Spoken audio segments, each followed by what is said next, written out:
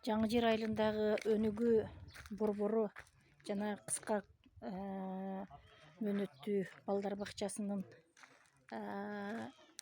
айланасын ограждение кылып өкмөттүн салымы менен бүтүп атат. Могу жерде ограждение башталды, усталар иштеп атат.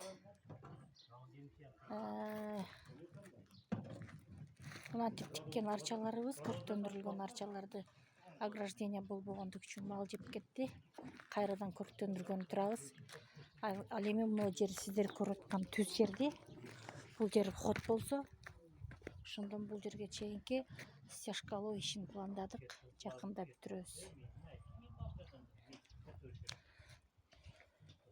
Өкмөт тарабынан пожарный щиттер алып келинип берилди.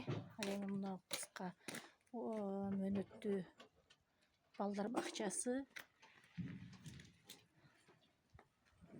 Бул өнүгүү борбору.